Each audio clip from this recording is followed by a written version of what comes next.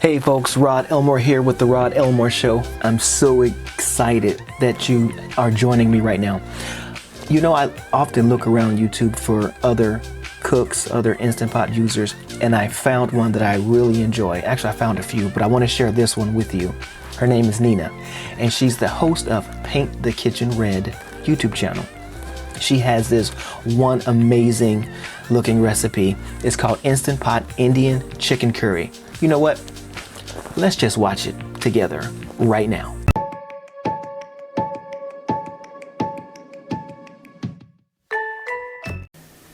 Hi there, I'm Nina with Paint the Kitchen Hi, Red. Nina. And today I'm going to show you how to make an Instant Pot Indian chicken curry. This is one of the first Instant Pot recipes I posted on my blog, and the reason is it's one of my favorites. It comes from my mom. It's a recipe I grew up eating my whole life, and I've been making it for many years. And I recently, a few years ago, adapted it to the Instant Pot. And it's one of my most popular recipes, so I hope you get to try it out. Let's get started. Me too. Let's try it out. So exciting. Okay, so now here are the ingredients you're gonna need. 2 cups of chopped onions, 1 tablespoon each of minced garlic and ginger, 2 tablespoons of tomato paste, 3 pounds of bone-in chicken thighs or drumsticks, half a cup of water or chicken broth, 2 cups of cubed potatoes cut into about 1.5 inch cubes, and 1/4 cup of chopped cilantro.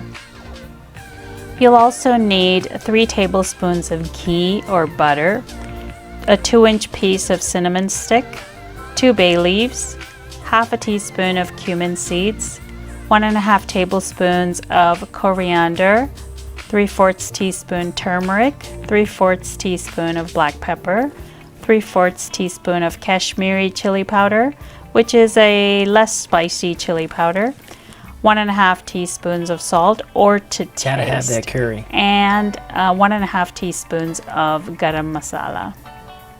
So go ahead and heat up the inner pot on saute mode until it's hot, and add some ghee or butter, whichever you've chosen to use.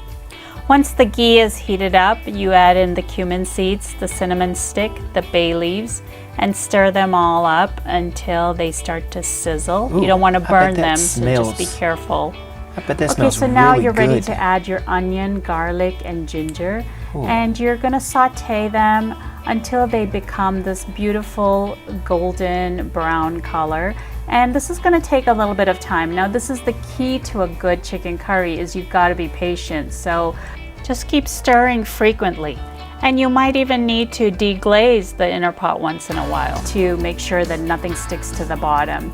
And then once you have that rich brown color, you can add tomato paste mixed with a little bit of water and stir that up and let it incorporate into the onion mixture until it forms a nice rich paste.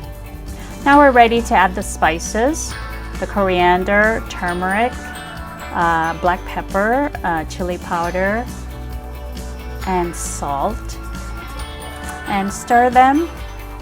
You can press cancel if you need to, if it gets too hot, and because it'll just cook in the residual heat, and until the spices become nice and fragrant, about 30 seconds to a minute.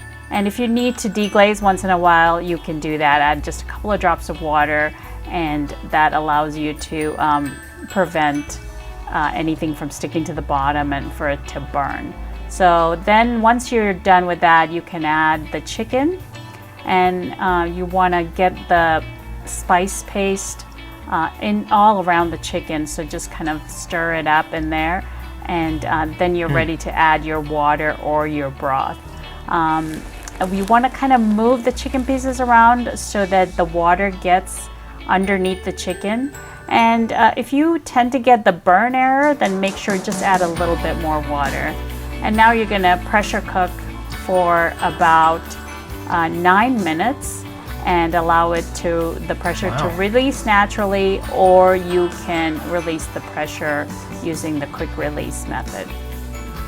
Okay, now we're going to open the lid and add the potatoes. And we want to push them down so that they're smells submerged wonderful. in the liquid and they absorb the flavors of the curry. And now we close the lid again. Yummy. And let's pressure cook for about 2 to 6 minutes. It depends on how well cooked you want your potatoes. And we do a quick release of pressure, open the lid, It's like and Christmas add all a over little bit again. of garam masala. And you stir that up until it incorporates into the curry. The reason I add the garam masala after the cooking, after the pressure cooking, is because I don't want to dull the flavors. Now I'm going to add some cashew butter to the curry to thicken it. It's actually not cashew butter. You can use cashew butter, but I use cashew paste, which is just raw cashews ground up with some water to a really smooth paste. And this is just a trick that my mom uses to thicken up her curry. You could also use some coconut milk. You can use cream. Any of these would work. That's a lot of Now be options. careful when you're stirring. You don't want to break the chicken up because it is going to be very tender. And then we heat it up on saute mode just to heat the cashew paste all the way through. And then garnish with some cilantro and you're ready to serve it. Well, that's it for chicken curry. I hope you enjoyed that video. Folks, wasn't that amazing? I told you it was amazing. I told you she was good. Check this out. Make sure you, yeah, what I just said. Make sure you go to her channel, subscribe. But before you go there, subscribe to The Rod Elmore Show and hit the bell so you are notified every single time I release a new video. Until next time, stay safe and peace to you.